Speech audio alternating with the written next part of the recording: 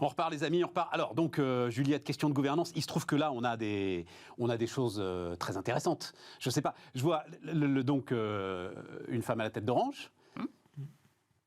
On nomme le DG sans nommer le président. Et elle accepte d'être DG. Elle ne sait pas du tout quel va être son président. Je voulais ton avis là-dessus, si tu peux le donner. Après, je respecte, hein, il doit y avoir des tas de devoirs de réserve et tout. Je trouve, personne n'en parle, mais je trouve la procédure surréaliste. Alors. Reposons les choses. Là, je sens que... Alors, terrain miné. Nommer une femme, j'ai envie de dire, il y avait d'autres candidats qui étaient des hommes qui auraient eu le même type de problématique. Donc, si je prends juste le côté nommer une femme à la tête d'Orange, moi, je suis super contente. Ouais. Parce qu'il y en avait quand même vraiment trop peu sur les sociétés. Et l'État était dans son rôle à peser pour ça, parce que l'État a pesé pour que ce soit elle. Hein, parce qu'elle était femme. À compétence égale, l'État a dit. Donc, ok. Donc, je trouve ça très sain. Et puis, il faut quand même se souvenir aussi, notre amie Ursula, qui, il y a une dizaine de jours, a dit qu'elle avait poussé une réglementation au niveau européen pour imposer aussi un quota sur les boards. Pourquoi ? Parce qu'on s'est rendu compte que dans l'index parité au niveau des conseils d'administration, les 3 meilleures entités qui tenaient, entre guillemets, l'Europe par le haut, il y avait la France, très bien, et puis il y avait la Grande-Bretagne, ils ne sont plus vraiment européens, et je crois qu'il y avait la Norvège. Donc, ils se sont dit, si on regarde le taux réel en Europe, revenons sur Orange. Donc ça me semble bien. En termes de process après, moi, ce qui m'amuse, c'est que tu es aussi sur un cas de dissociation de fonction, et ça rappelle quelques dossiers, par exemple l'Engie, sur la dissociation de fonction. Oui, mais là, le président, il était connu. Le président était connu. Troisième point, tu as quand même un président actuel qui a été condamné. Certes, qui se pourvoit en cassation, mais qui a été condamné. Ouais. Donc, un maintien tel quel, etc., sur la période, moi, ça m'interroge un petit peu quand même, hein, au niveau d'Orange. Tu peux pas, quatrième point, tu peux prendre, président du Conseil. Non, attends, pour répondre à ta Juliette, question sur le terme process. Pour répondre à ta question sur le terme process. La question est, comment est-ce qu'on considère un président de conseil d'administration ? C'est quoi son rôle ? En France, la notion de dissociation de fonction, si tu veux, entre directeur général et président du board, c'est très américain, c'est très anglo-saxon, donc on a de plus en plus de dissociation de fonction sur les boards, mais c'est une culture anglo-saxonne. Et en France, on a beaucoup de mal à se dire « je suis président du conseil et je ne fais que mon rôle de président du conseil ». Donc, président du conseil, les travaux du conseil d'administration. Que les administrateurs indépendants sont bien indépendants, que tout je convoque tout le monde en temps et en heure, que je fais en sorte que tout le monde parle, je donne la parole. Bref, je ne m'occupe que de gouvernance. C'est très important. Voilà, que de la gestion du conseil d'administration. Et la stratégie est laissée au DG. Et le directeur général qui est en charge de l'exécution courante. Exactement. Le problème en France, c'est que comme on a du mal avec ça, souvent quand on met en place sa dissociation de fonction, le président du conseil va vouloir dire « oui, mais j'ai quand même un petit rôle représentatif aussi. Je ne suis pas simplement là pour animer les travaux du Conseil. » Et c'est là où on va avoir des sujets. Donc moi, très honnêtement, sur le process, ça ne me gêne pas qu'il y ait une directrice générale de nommer, puis un président du Conseil qui soit nommé plus tard. Ça ne me pose pas de problème de fond. Ce qui me gênera en revanche, et que je vais regarder avec beaucoup d'attention, ce sont les prérogatives du président du conseil d'administration. Parce que si on arrive à avoir un vrai président de conseil qui n'est là que pour animer son board... Aucun sujet. Ok. Non, mais c'est intéressant. Je pensais à ce que Jean-Dominique Sénard, qu'on connaît un peu, quand il est devenu président du conseil d'administration de Renault, je me suis dit, bonne chance au DG quand même. Hein, voilà. Et en fait, visiblement, le DG est un vrai DG. Mais bon, sans doute a-t-il dû s'imposer. C'est dissociation. Dissociation, mais il faut que ce soit très clair au point de départ. Et très clair au point de départ, c'est ça, très Juliette, clair au point de départ. Et franchement, si chacun faisait son rôle, ce serait nettement mieux. La direction générale à l'opérationnel, le président du conseil d'administration s'occupe de gérer son conseil, et on aurait peut-être des petits changements justement de composition de conseil, de mode de fonctionnement, qui feraient peut-être pas de mal en France. Et notamment sur l'indépendance des administrateurs. Notamment sur l'indépendance des administrateurs, sur la taille des conseils d'administration, où franchement parfois c'est tellement pléthorique que moi je vois pas comment tu peux décider quand tu as une vingtaine de personnes autour de la table pendant 2 heures. Tout le monde ne peut pas s'exprimer, tu n'as pas de temps d'échange, alors que le conseil c'est un lieu d'échange et de débat. Donc ça, c'est dommage. Et potentiellement aussi, c'est quand même, quand tu regardes sur la composition des conseils d'administration, je veux dire, en France, on a été très bien, on a mis en place la parité. En revanche, on ne réfléchit pas assez en termes de diversité. Quand je dis diversité, je vais plus loin que la question homme-femme, je vais sur des questions d'âge. Je trouve ça très dommage. On n'a pas assez de jeunes membres de conseils d'administration en France. Je trouve ça très dommage, parce que ça apporte autre chose. En termes de profil, type d'études, type d'expérience. Ouais, et aujourd'hui, on raisonne quand même beaucoup en mettant autour de table, on continue, heureusement pas tout le monde, mais en mettant autour de table d'anciens dirigeants qui ont été opérationnels, donc qui ont du mal psychologiquement à se dire « j'arrête d'être opérationnel, je ne deviens qu'un administrateur parmi un autre », comme tant d'autres. Et ça, c'est un peu dommage. Donc un vrai président de conseil qui fait bien son job et qui pousse son conseil d'administration pour que ce soit un meilleur lieu d'échange, plus représentatif de la diversité, donc des innovations qui vont en sortir, moi je dis banco. Vous avez un avis là-dessus, les amis? Non, je pense que tout a été dit. L'essentiel, c'est effectivement la clarté de la mission, des règles et du périmètre de chacun. Et après, je pense qu'il y a une chose essentielle, mais en plus, dans le cas d'Orange, ça va être encore plus intéressant, c'est parce que la personne va être choisie effectivement pour ça. C'est une question de personnalité. C'est-à-dire qu'on a beau mettre toutes les règles qu'on veut, si la personnalité n'est pas en adéquation avec ces règles-là, forcément, après, il y a des guerres de périmètre. Tout n'est pas... En général, c'est rarement comme dans un contrat américain où vous avez le droit d'acheter une orange pour la peler, en faire du jus, non, etc. Mais je comprends. Donc, en fait, il faut effectivement, comme tu disais si justement, c'est-à-dire que c'est difficile pour un président ou pour un membre du conseil qui vient de l'opérationnel de se mettre dans un état psychologique pour dire effectivement je ne suis plus opérationnel. Mais ça c'est clé, c'est-à-dire que je pense que la psychologie, l'état d'esprit dans lequel on est à la limite encore pour moi beaucoup plus clé que ce qui va être rédigé dans les statuts. Jérôme? Oui, alors si on parle aussi de la féminisation, tu parlais de la féminisation. Oui. Juste, j'ai pas donné les chiffres, donc ouais. Attends, j'ai noté moi 3 femmes à la tête d'entreprise du CAC 40. Ouais. Mais il m'en manque une. Il y a Engie, il y a Orange. Pas encore. T3, c'est bientôt, c'est Veolia. Ah oui, c'est ça, c'est Veolia. Et il y a Sodexo, Sophie Bellon, dont on ne sait pas comment ça va tourner. C'est-à-dire qu'il n'y a plus de DG, quoi. Voilà. Donc elle est à l'opérationnel, voilà.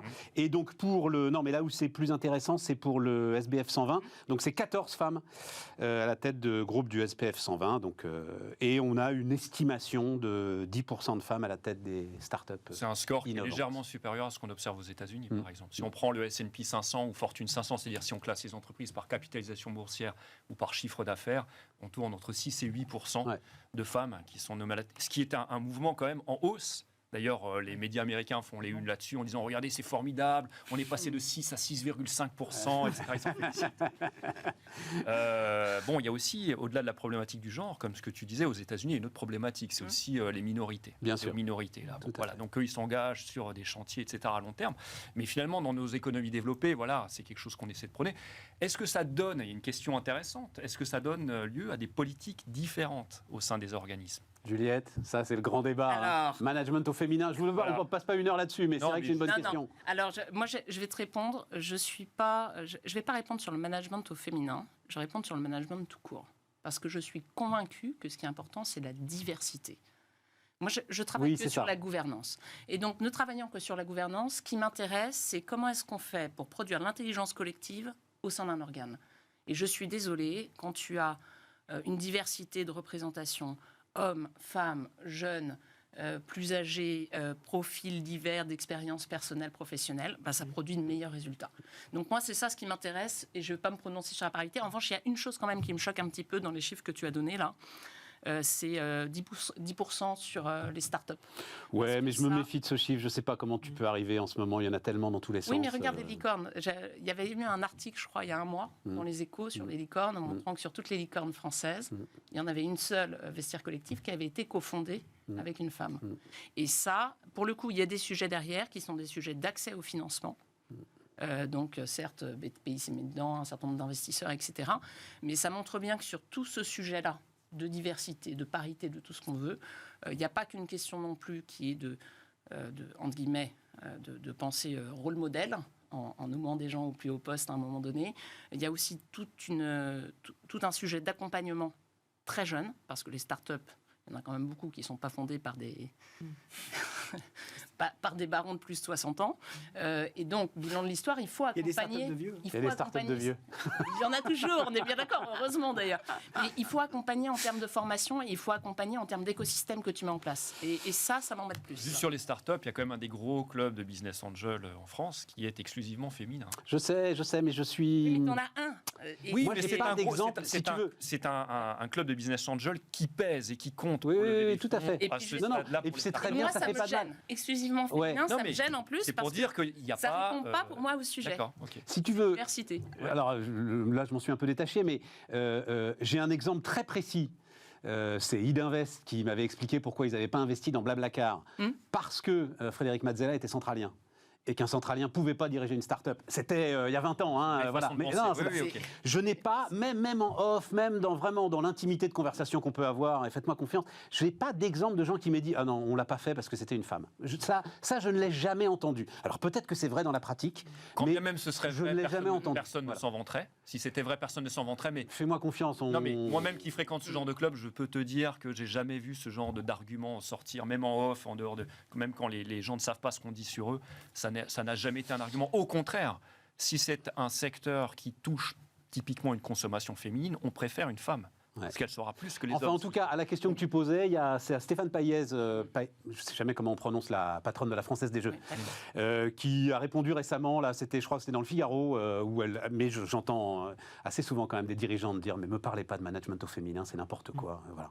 On dirige. Oui, mais point que à ce la soit ligne. un homme Voilà. ou une femme. Oui, c'est ok. ça. D'accord. Tu sais, la fameuse phrase Oui, d'accord. un homme comme les Moi, autres. je La te femme dis- est un homme comme les J'ai autres. la chance de vivre avec une dirigeante et je peux confirmer.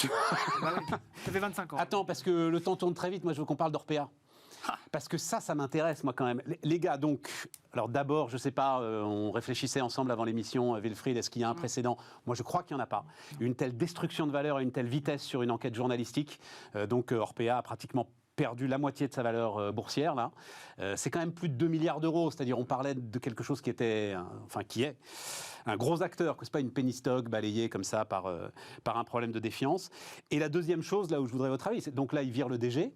Mais enfin, bon Dieu, si c'est effectivement un système organisé, mais c'est l'intégralité du conseil d'administration qui doit démissionner sur un truc comme ça, non Je voulais ton sujet, je voulais ton avis, Juliette. Alors. C'est une histoire de fou.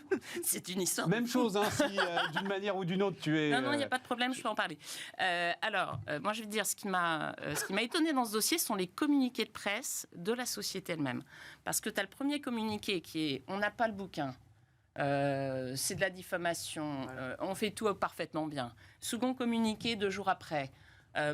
On va quand même faire mener des évaluations par 2 cabinets de conseil indépendants dont le nom sera communiqué. Alors déjà, moi, quand on me parle d'indépendance, je suis toujours assez rigoriste en disant indépendant, d'accord, mais je serais intéressée de voir vraiment le nom des cabinets in fine et donc la réelle indépendance de ces cabinets dans un cadre un peu compliqué. Okay. Et puis, troisième tir où effectivement, paf, on vire le DG. on vire le DG.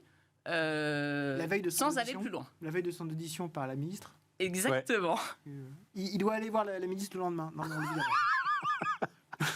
Et donc là, tu te demandes, en fait, quand tu regardes la petite escalade tous les 2 jours, moi, je ne veux pas répondre à ta question tant que je n'ai pas le communiqué de presse dans 48 heures, hein, parce que celui-là, il va m'intéresser. Non, mais toi, tu penses quoi ? Moi, je pense que c'est l'intégration. Sur un truc pareil, encore une fois, je vais y réfléchir, hein, puis on va en parler toute la semaine. Je crois que c'est sans précédent. Mais bon Dieu, le conseil d'administration doit démissionner. C'est pas possible autrement, quand même, enfin. Alors, la surveillance, effectivement, de la gestion, ça relève du rôle du board, et donc, effectivement, il y a des questions à se poser. Le seul truc, c'est que sur un cas comme ça, tu risques quand même de déstabiliser encore plus la société. Parce que si tu vides tout le monde, tu n'as plus personne qui t'inquiète, les directeurs des EHPAD, ils vont continuer à bosser. Hein, J'entends le point. Mais moi, je trouve que c'est quand même assez logique, à la place du conseil d'administration, je veux dire, soit il y en a qui savent. Et dans ce genre de cas, c'est simple, de toute manière. Un administrateur qui sait quelque chose qui n'a pas fait son job, c'est à lui de démissionner dardard. Et ce n'est pas la question de tout le conseil, c'est à titre individuel. Parce que sinon, ils vont se retrouver quand même dans des risques de responsabilité pénale et autres où ils n'auront pas envie d'être. Donc, à titre individuel, un administrateur doit se poser cette question-là.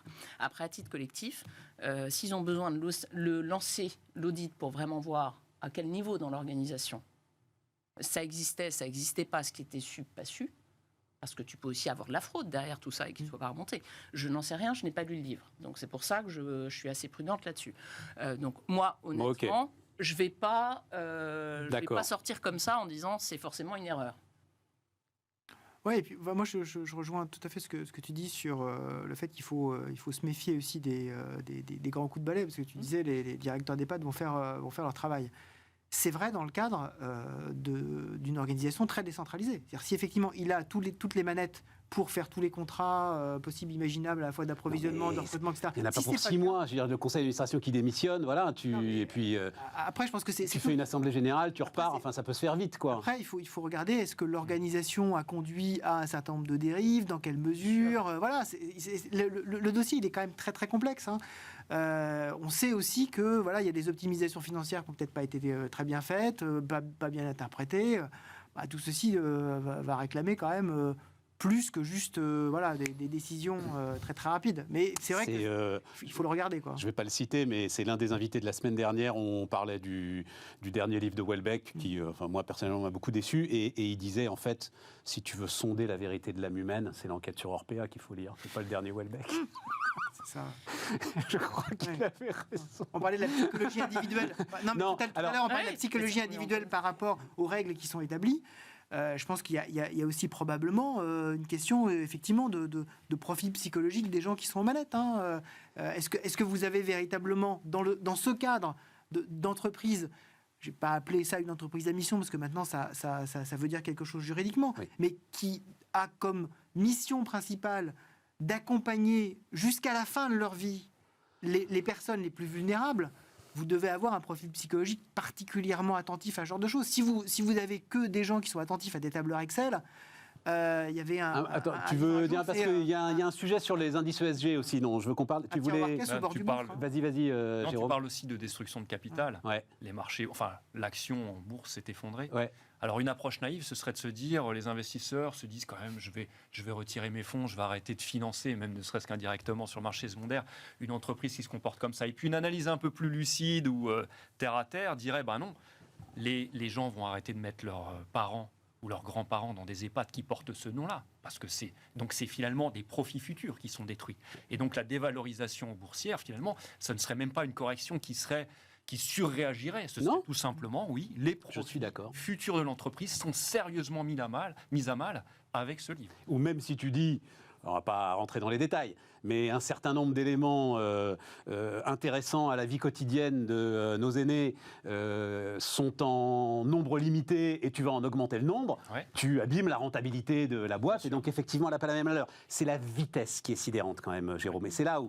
les marchés réagissent toujours aux nouvelles de manière mais là, on a un sujet indice ESG, sujet institutionnel, tout de suite, qui éclate pour la première fois quand même de manière... Attends, vas-y. Non, mais c'est très très clair que dès que la nouvelle est sortie, je suis en première ligne sur ce genre de choses. C'est pour ça que je te pose la question. Tout de suite, tous les gérants qui ont comme objectif d'avoir dans leur fonds des valeurs avec des notes ESG avec une certaine qualité, tout de suite ont décidé de sortir parce que la controverse, ce qu'on appelle la controverse, était beaucoup trop grave et pouvait abîmer non seulement effectivement la valeur, mais également la qualité de leur gestion elle-même.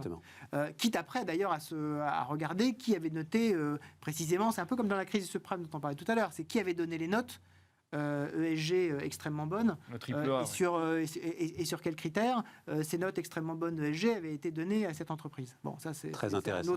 C'est un autre débat. Mais donc tout de suite effectivement tous les investisseurs, en particulier institutionnels, qui avaient des parts d'Orpea, ont très largement liquidé, en laissant ceux qui, effectivement, étaient dans une approche beaucoup plus spéculative, reprendre les parts, et en disant, effectivement, moi, mon rôle, c'est de prendre des valeurs qui sont au tapis, et c'est pas très grave s'il y a des controverses, en essayant de générer le maximum de rendement. Mais ce type de gestion-là est de moins en moins puissante par rapport à la gestion qui, effectivement, se veut être une gestion, et tu le disais assez justement, aussi orientée vers le long terme. C'est-à-dire que quelqu'un qui ne pilote pas la valeur de sa marque, parce que là, on est effectivement dans la valeur de la marque, qui détruit une partie de la valeur de sa marque, c'est pas quelque chose dans lequel on a envie d'investir. Et donc forcément, tout de suite, non seulement à court terme, mais aussi à moyen terme, pour revenir sur la valeur, il va falloir effectivement qu'il y ait du travail fait, à la fois sur le business model, la gouvernance, enfin un travail complet. Juliette ? Et moi, il y a une question que je me pose sur ce cas, sur les nouveaux biens communs. parce que c'est Richard Ferrand qui était intervenu, je crois, sur l'histoire d'Orpea en disant ce truc-là, il va falloir faut le remettre en zone État, si tu veux. Et en sortant de la crise Covid, où effectivement... M'étonne pas de Richard Ferrand, ça, cette réaction pavlovienne. Non mais attends, c'est intéressant, parce qu'effectivement là on touche la santé, on touche les grands-parents, etc. Et donc il y a toute une réflexion qui est en train de se faire sur c'est quoi les nouveaux communs. Tu sais, c'était un petit peu aussi la question des GAFA, etc. Je veux dire, tout ce qu'on se pose depuis plusieurs mois. Et sur cette réaction qui est qu'est-ce qui est censé être vraiment du pur bien commun en termes d'activité, qu'est-ce qui devrait être remis du côté public, et qu'est-ce qui peut être laissé au privé, qui va répondre sans doute effectivement à d'autres préoccupations auxquelles ne répond pas le secteur public. Donc je pense qu'il va y avoir des éléments là-dessus qui vont être assez intéressants. Beau débat, absolument. On a fait le tour d'Orpea. On a bien habillé le sujet, là. C'est super intéressant, non? Ça t'intéresse pas plus que ça? C'est super intéressant. C'est super intéressant. Alors, en fait, je trouve que ce qui est super intéressant, et là, on touchait tout à l'heure véritablement le sujet, c'est à quel moment les principes financiers s'intègrent dans une vue qui est une vue de service à la personne. Et donc la question, c'est la question par exemple, de ce qu'on voit régulièrement d'ailleurs dans les collectivités locales. Quels sont les critères de délégation de service public? Ça se gère très bien. Ça se gère très bien, mais c'est une délégation. Oui, mais on va au-delà. On prolonge en fait la discussion qu'on a avec Tesmar et Landier. Donc Augustin Landier, David Tesmar. Augustin Landier était avec nous la semaine dernière. Ce bouquin qui s'appelle Le prix de nos valeurs, que je vous conseille, Juliette, qui est un peu moins ardu à lire que L'économie du bien commun de Jean Tirole, où Jérôme sans doute lui plonge dedans. Mais si on n'est pas prof à Dauphine, c'est un peu dur. C'est pas le cas de Tesmar et Landier. Et c'est exactement ça, c'est le prix de nos valeurs. Quel prix on accepte de donner à nos valeurs? Ça nous ramène aussi sur le pouvoir d'achat, ce que tu disais tout à l'heure, Jérôme, parce que s'il faut payer pour des éléments en plus dans ces maisons de retraite, il va bien falloir payer pour des éléments. Et d'ailleurs, Stéphane, tout le paradoxe, c'était qu'un des éléments de l'émotion a été de dire on a découvert l'essentiel de ces pratiques qui seraient totalement inacceptables dans des établissements où les résidents ou leurs familles payaient entre 8 000 et 12 000 euros par mois. On n'est pas du tout sur du low cost, on n'est pas du tout sur des gens qui disent j'ai à peine les moyens, je sais très bien que mon père, mon grand-père va pas être terrible, mais bon, à un moment donné, j'ai pas le choix, il peut plus rester à la maison, j'y vais. Là, on est entre 8 000 et 12 000 euros par mois. Tu as raison. Donc là, tout le monde se disait c'est pas possible. Juste un mot très rapide, et puis après je te demanderai, Jérôme, l'histoire de la mesure du bonheur, là, qui est une vieille histoire économique, mais intéressante. Mais juste un mot très rapide, ça m'a beaucoup intéressé, pas le temps de commenter, mais je tiens... La Grande-Bretagne se découvre des fraudes majeures dans son système de PGE. Donc ce serait 5 milliards de livres de prêts frauduleux quand même. C'est un truc de dingue. Sur un système qui était en fait garanti à 100%. Et donc ça veut dire que ça a été l'irresponsabilité généralisée, quoi. Et donc ce petit 10% laissé aux banques, je m'étais toujours demandé, moi, à quoi ça servait. Ce 10% en fait laissé aux banques, et il a servi à ce que les banques fassent leur boulot. Voilà, c'est ça. Là, tu ne vas pas demander la révocation de toute la gouvernance en Grande-Bretagne parce qu'il y a eu de la fraude. Mais je crois qu'ils sont en train de s'en occuper. Si tu veux, je crois qu'en Grande-Bretagne, la gouvernance va être légèrement secouée dans les jours qui viennent, tu vois, semble-t-il. Voilà. Non, mais c'est quand même spectaculaire, quoi. Et 5 milliards de livres, ça pulvérise la fraude au CO2, là. C'est les rois de l'arnaque, là. C'est des paysans, là, les gars. Là, on avait l'arbre magique à argent qui était extraordinaire. Putain, 5 milliards. Tout le monde mettait son panier en disant moi aussi j'en veux. Moi aussi j'en veux. 5 milliards de livres. Jérôme, donc... On parle de Diem, rapidement ou pas? On n'a pas le temps. Tu veux parler de Diem? Si, alors on va vite. Il nous reste 5 minutes. Bon, alors tu préfères Diem à la mesure du bonheur, d'accord. Oui, parce que la mesure du bonheur, c'est un truc qu'on peut resservir dans 10 ans aussi. Enfin, absolument. Diem, c'est maintenant qu'on en parle ou jamais. D'accord. Donc Diem, la petite histoire. Donc Facebook renonce à Diem. Voilà, donc c'est la fameuse monnaie crypto, enfin la crypto-monnaie qui était gouvernée plus ou moins par Facebook, qui aujourd'hui s'appelle Meta. Tout à fait. Et qui est abandonnée. Qui est abandonnée parce que Facebook craint le démantèlement, comme toutes les GAFAM. On l'a déjà dit ici. Jusqu'à présent, elle faisait valoir aux régulateurs américains le fait qu'il fallait surtout pas les affaiblir, sinon les Chinois allaient prendre la place. Sauf que la Chine, elle démantèle. Donc, maintenant, ils peuvent plus faire valoir cet argument. Et il y a un rapport qui a été rendu au Trésor américain en novembre dernier qui soulignait le fait qu'avec ce déploiement de cette monnaie, cette crypto-devise par Facebook, ça donnait trop de concentration de pouvoir économique au sein de l'entreprise. Facebook connaît déjà nos goûts de par les réseaux sociaux. Si en plus elle sait ce qu'on fait de notre argent, vous imaginez le pouvoir qu'il y a derrière. C'est un peu comme si votre banquier pouvait exploiter les données de votre carte de crédit pour faire du ciblage publicitaire derrière. C'est un empire énorme. Et donc, Facebook a décidé de se couper le bras dans cette affaire pour revendre ça. Ça ne veut pas dire que ça n'aura pas lieu. Il faut savoir que ça n'avait pas non plus été vendu, bien sûr, comme ça. La petite histoire qu'il y avait derrière, c'était que ça permettait de répondre à la faiblesse de la bancarisation sur certains continents. Tout à fait. 90% de l'Afrique subsaharienne n'a pas de compte bancaire, c'est la même chose en Inde, etc. Tout à fait. Ces gens-là n'ont du pas... président du Salvador, d'ailleurs. Oui, ouais, alors ça c'est pour le Bitcoin.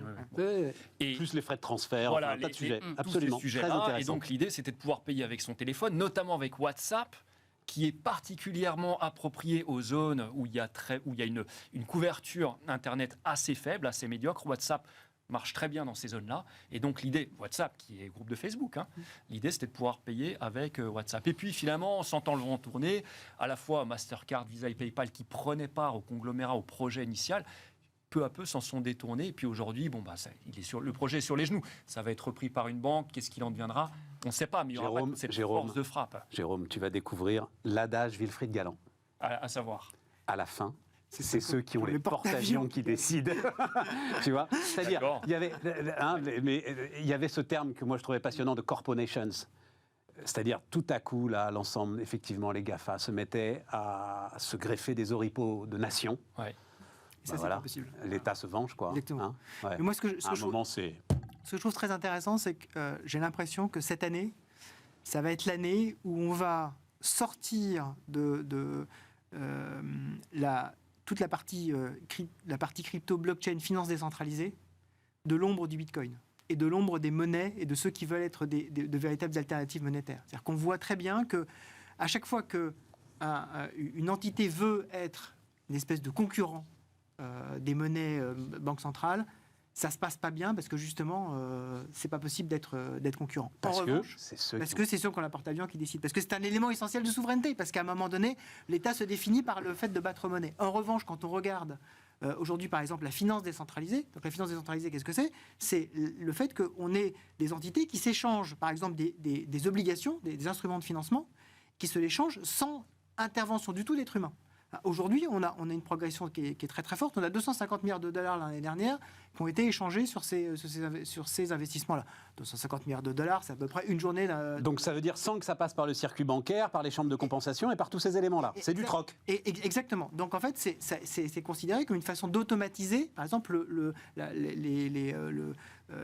marché obligataire, qui aujourd'hui est quand même très, très manuel. Ça pose un certain nombre de défis en termes de réglementation. Mais ça, c'est en train de monter de façon très très forte. Un peu comme les NFT. C'est-à-dire qu'aujourd'hui, quand vous regardez le marché des NFT, ce marché des contrats blockchain, aujourd'hui, ce marché-là... On n'ouvre pas le dossier NFT à 10 secondes à la fin de l'émission. En fait, qui a totalement décollé, par exemple, quand on regarde par exemple par rapport au marché de l'art, les NFT, aujourd'hui, en janvier, c'est 6 milliards de chiffre d'affaires, 6 milliards de dollars. L'an dernier seul, ça a été 40 milliards de chiffre d'affaires. Juste pour vous donner un ordre de grandeur, le marché de l'art dans son ensemble, c'est 50 milliards de dollars. Et donc c'est en train de monter. Tu sais quoi, très, très Wilfried ? On en parle demain. Voilà. Eh oui, parce que justement, les NFT seront assez largement au programme demain. Avec d'autres. Merci beaucoup de nous avoir accompagnés pendant cette heure. Et donc, à demain à tous.